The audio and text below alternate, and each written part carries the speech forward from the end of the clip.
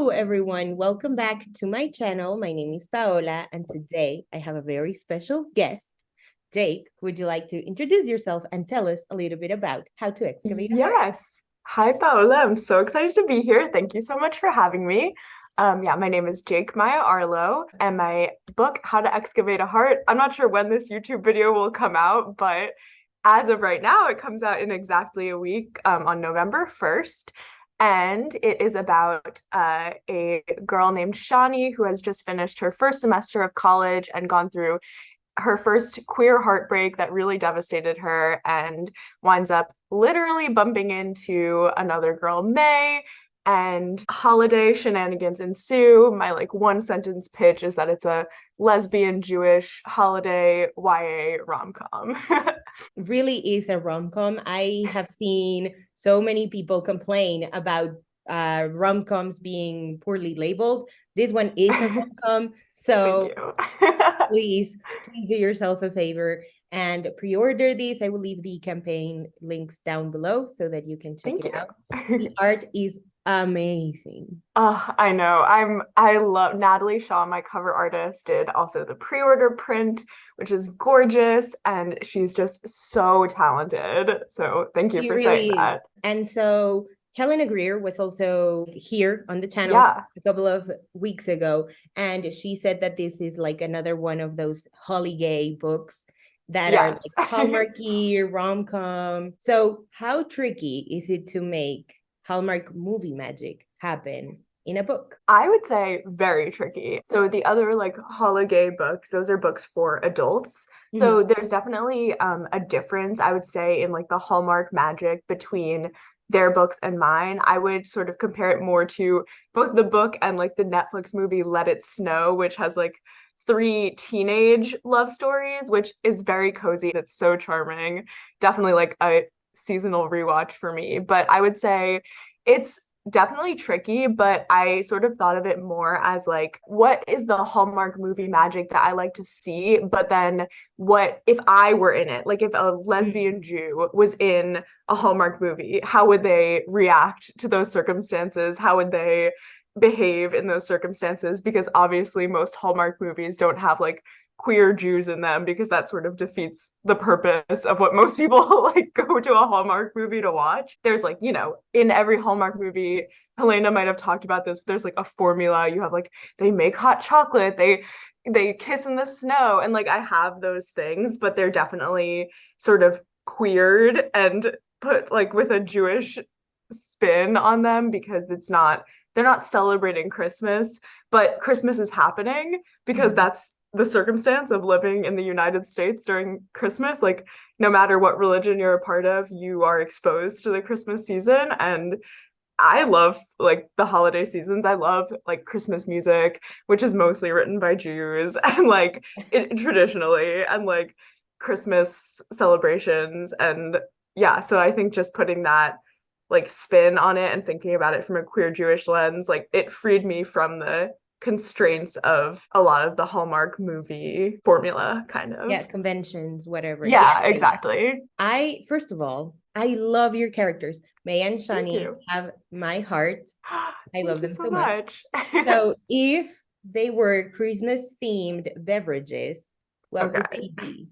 I adore this question. I think it's so fun. My first thought was for Shani, she would start her initial beverage. She'd be like, "Oh, I would never drink a Christmas beverage." She'd be like, "I'm gonna get a black coffee and maybe put a little oat milk in it." But then May would be like, "Okay, but maybe just try it with some salted caramel syrup," and she'd try it because May told her to, and she'd be like, "Oh, okay, this is good." And May's would definitely be a homemade hot chocolate in the way that she makes it in the book. So I think, yeah, that's such a fun question. Oh, I'm glad you like it. But I love how Shani is like, no, I reject Christmas, Yeah. except Christmas music. If you ever ended up snowed in with another author, who do you think you would have the best time with? It can be one author, it can be many Yeah. authors. This is so fun. I mean, my first instinct would be to say an author I'm friends with, but in reality, I'm currently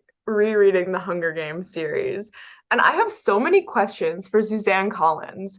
And she's not on social media, which I love. I wish I could be erased from the internet in the same way that she is. I would love to be snowed in with Suzanne Collins because A, I have so many questions for her. B, like it could be fun. Like she, you know, the like apocryphal story that she tells about the way she came up with the idea of the Hunger Games is she was flipping channels between like a reality TV competition show and like war footage. And so I think she like you know she watches reality TV. We could watch reality TV together. I don't know. I think it would be like a very interesting person to be snowed in with.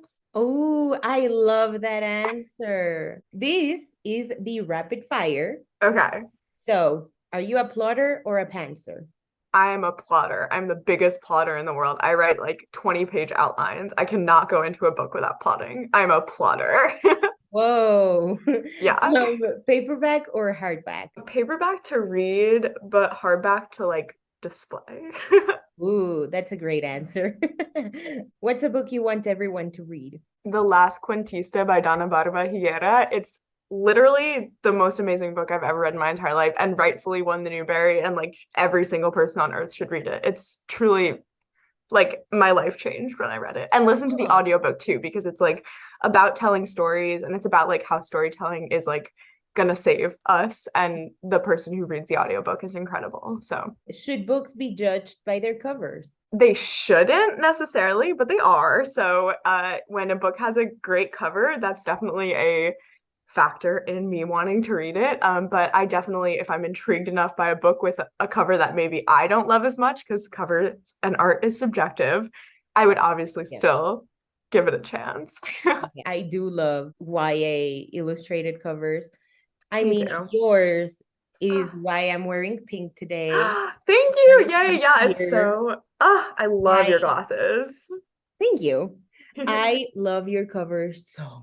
I have the cover, which I got the finished copy. So exciting.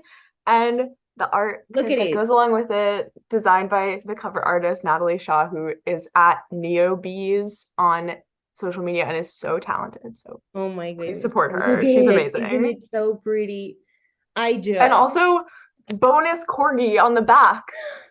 Oh, I love that. I'm wearing my corgi butt earrings that my mom got for me as a gift for the book coming out. Oh, I love those gifts. They're always so thoughtful. And lastly, what's your purpose in life?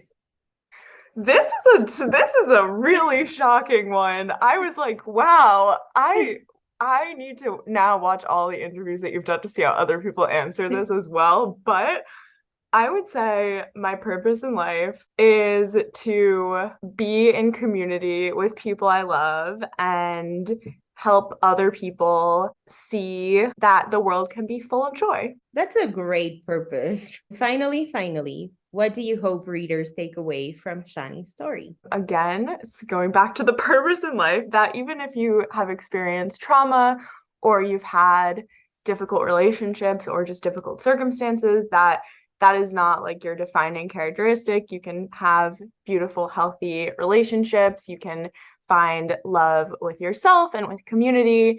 And I hope they take away that like cozy and they have fun reading it and they laugh a lot.